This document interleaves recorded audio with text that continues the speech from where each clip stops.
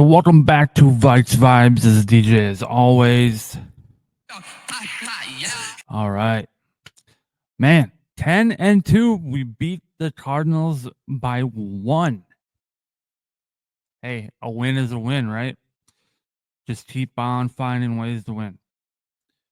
First off, before we get into the Arizona game, first I want to touch on something. I want to touch on first the Daniel Jones situation. So the Giants decide to bench him for Tommy DeVito. And inside that thought, I think that Drew Lock should have started instead of Tommy DeVito. I mean, Drew Lock has been backing up, been the backup all year for Daniel Jones, and now you're going to start DeVito over Drew Lock. That Drew Lock is way better than DeVito, but that's whatever. So they bench Daniel Jones. Daniel Jones gets mad. Hey, I want to be released. They're like, okay. They release him. Vikings pick him up, sign him to the practice squad. He knows he ain't going to start, but he chose to come here anyway. Now, the whole situation is just, I don't know. The Giants are just, they're the new laughing stock of the NFL, in my opinion. Don't get mad at me. It's just my opinion. I think that they're the new laughing stock of the NFL. The Browns have been for the past how many years. The Panthers have kind of been in that tier, but this year the Giants they take the cake for me. They're going nowhere. So now the question is, what are the Vikings going to do? So we have Sam Darnold on a 1-year deal. We have our rookie quarterback that we just drafted 10th overall, JJ McCarthy, that got injured for the whole season. And now we got Daniel Jones. Some people that I've talked to say that they think that we're not going to be able to keep Darnold because, you know, the way he's been playing this year. I mean, there's going to be teams coming after him, and the price is going to be too big, I guess. I don't know, but I kind of feel like maybe he'll go somewhere else next year after the year he's had here, and then. You know, there's people out there saying, you know, we could keep Daniel Jones, start him next year, have JJ sit behind him. And I mean, I don't know. Like, I just feel like there's a reasoning and a plan for why we signed Daniel Jones. I can't see us just signing him to keep him on the practice squad for the rest of the year and then boom, let him go. Like, what was the point? Like, there has to be a plan. There's got to be a reason, a long-term reason why we signed Daniel Jones. And it just, I don't know what that is. I really wish I did. I mean, you know, JJ is sitting out this whole year. I don't know how much he's in, you know, the facility in the meetings and stuff like that. I know he's been on the sideline for a couple of games, and this and that. I don't know exactly how much he's been sitting behind Sam Darnold, per se, but I mean, in that case, like, I can see it going both ways. Like, I don't know, to have him sit behind Daniel Jones, okay, and back him up. I can see that would be kind of smart because he's injured his whole rookie year. Have him sit behind someone the whole season and learn. But I mean, Daniel Jones is still young. is he really gonna want to be like, oh, hey, I'll come in and be a bridge quarterback after a bridge quarterback? No, Daniel Jones is still young. You think that he'd want to find his home where he's going to play the rest of his career? It just doesn't make any sense to me. I wish I knew the understanding behind this. So let me know your thoughts on Sunday before the Falcons game. I'll probably ask Jaren and see what he's got to say behind that fact. So yeah, just let me know in the comments, and see. I just want to know what everyone else thinks about that. So getting to the Cardinals game, I got a little bit of a kind of a 1 minute highlight video that I put together, and we'll just talk about it as we go. So first of all, Aaron Jones fumbles the ball again. Then we finally did a touchdown, Johnny Munt. That was in the second half. But before that, let me pause this quick. Before that, we had been getting field goals in the first quarter. Parker Romo finally missed his first field goal of his career, and there was no touchdown scored in the first half. It was kind of a defensive battle in the first half, and our offense, they were not on the same page at all in the first half. It just completely I don't know. Like I said, they're on the totally different page and not clicking at all. And yeah.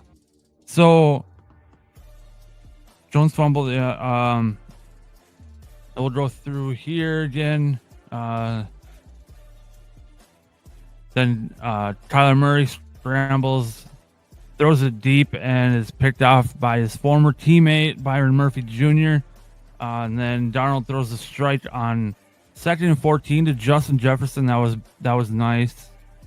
Jefferson doing his little new shin thing. I don't know what that's about, but then on 4th and 7, huge catch by Justin Jefferson. That was awesome.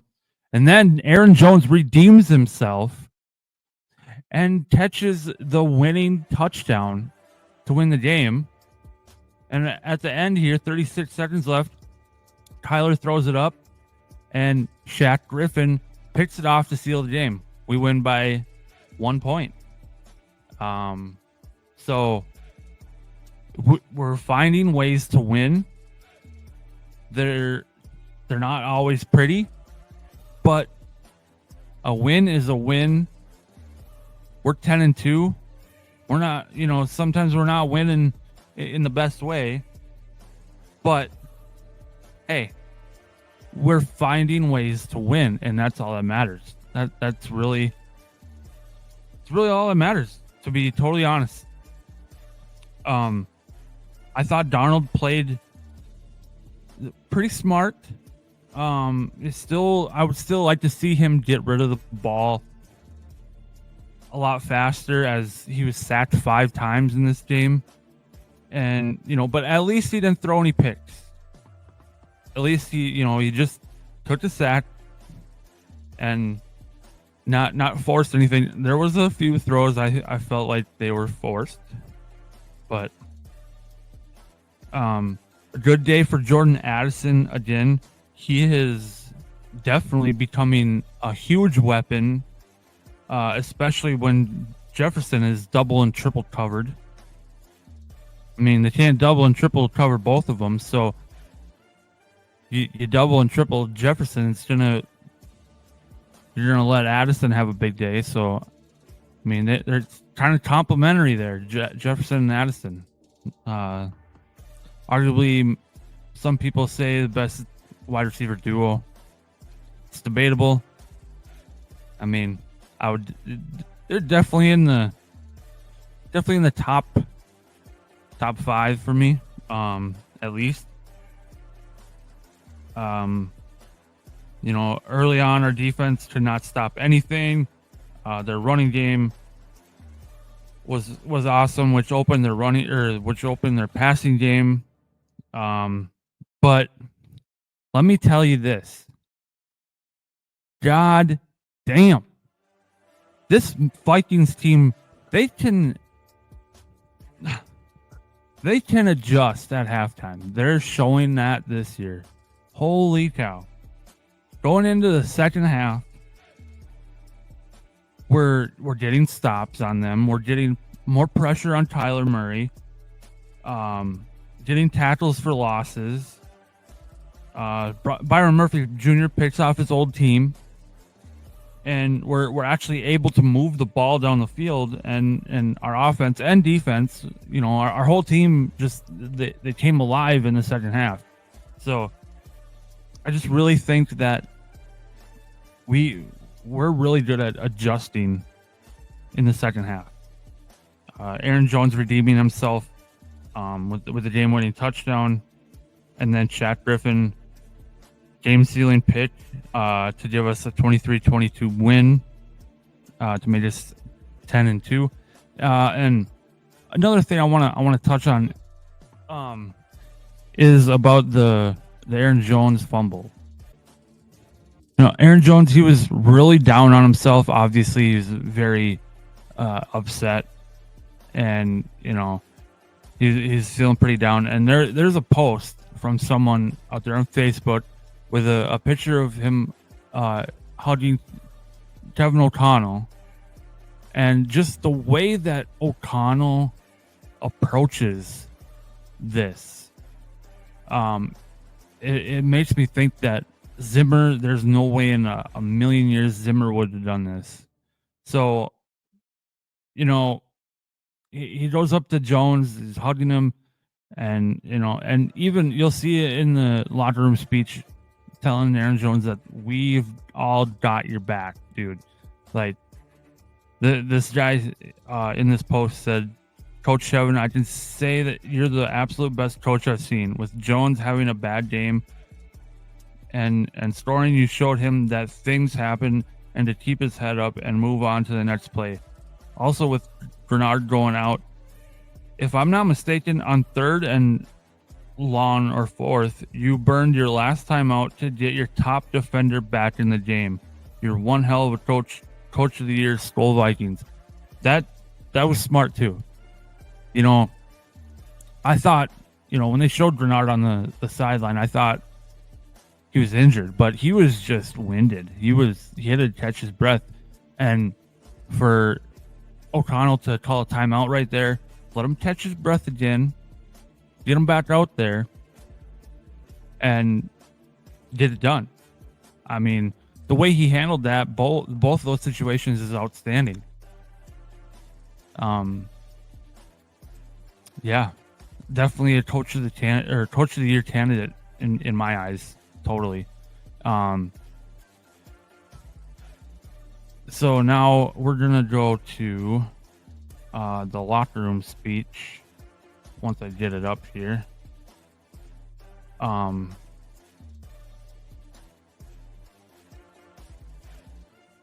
right, here is the locker room speech.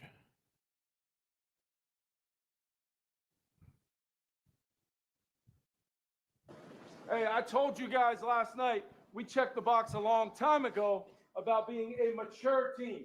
All right, and what I mean by that is, very simply, 60 minutes, it ain't going to go the way you want. There's plenty of things that we all can do better in this room, but there wasn't one time where I felt like anybody didn't think we were coming back in here 1-0 today. And let me remind you something. You know what 1-0 today means? On December 1st, this is a 10-win football team in here. I got some game balls right here, but before I get to them, all right, offensively, wasn't our day in the first half. All right, we had our fair share of things we can get better at, improve.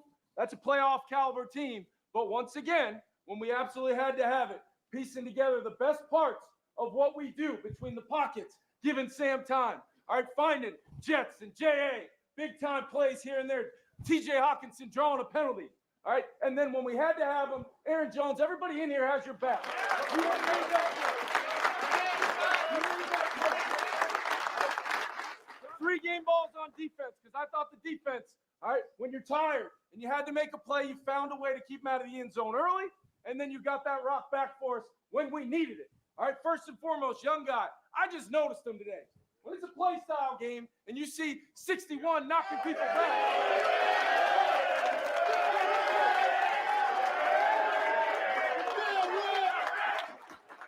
The first of many to come. Love watching you play. Love what you did today, Jalen Redmond. Right?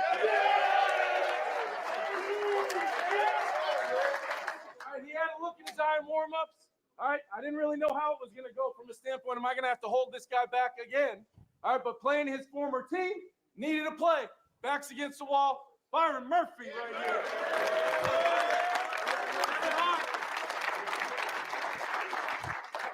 All right, and last but not least, all right, down Gilly in the game. A lot of snaps playing against a quarterback that's going to extend off schedule. We're still chasing him down all day long. But when we had to have it, night, put the game away. Shaq Griffin.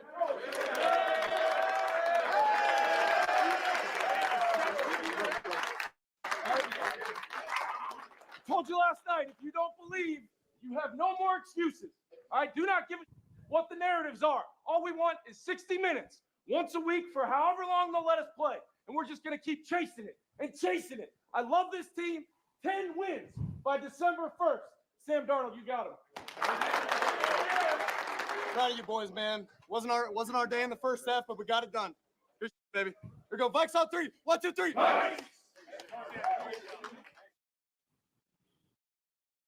There it is. Like you said, we're 10-2. Like it's really it's crazy to think about. You know, no one had us, you know, at 10-2. You know, we've only lost to the Lions and the Rams.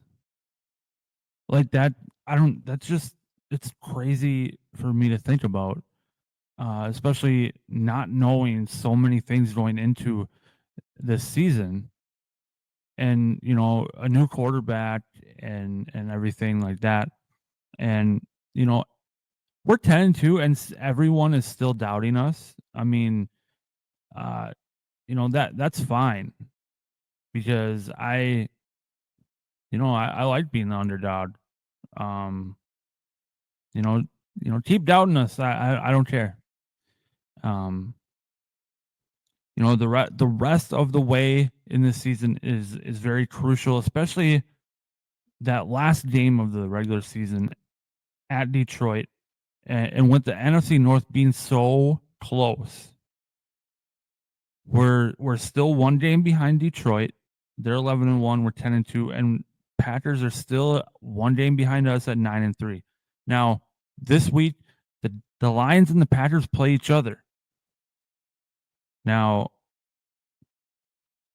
if the Lions win, we win, we still are 1 game behind the Lions, and Packers are 2 games behind us. And if the Packers beat the Lions, and we win, then we're at the same record with the Lions, but they are still in first place because they have a tiebreaker over us because they beat us. And then the Packers are still behind us. So anything can happen. We still got, 5 weeks left, and we need to just focus. And this is a very crucial stretch for us that we need to get it done. Up next for us, Kirk Cousins, old Kirko, comes back to town, to US Bank Stadium. Now, I don't know. I think there's going to be kind of a mixture of both. Whether people are going to cheer him or boo him. But Atlanta's 6-6, We're 10-2. Make sure to tune into our live watch party. We're doing that. Me and Jaren are doing another one on Sunday at 11:30 Central Time. And then I did add some new Vikez Vibez gear. The new hat, like a fadeaway logo on the shirts, and then the one on top there. That's the back of one of the shirts. Actually, it says the bank is open on Sundays. That's inspired by Aaron Jones earlier on in the season when he named the Lambeau Leap in Minnesota the Bank Vault. So go check out these items and a lot more. The link is on the YouTube channel. So go check that out. Get some new Vikez Vibez gear, and yeah. And then, like I said, the live watch party. Let me get the thing up here. Like I said, Falcons and Vikings, Sunday, December 8th, this Sunday, 11:30 a.m. Central Time. Me and Jaren will be live, and you can see our live reactions during the game. You can comment with us. We'll be live on YouTube and on Facebook this time, both. So go check us out, and make sure to subscribe and hit the bell on YouTube. Yeah, and go get yourself some Vikez Vibez gear. And yeah, that's all I got. We'll see you Sunday. Tap in and have a combo with us. And yeah. See you later.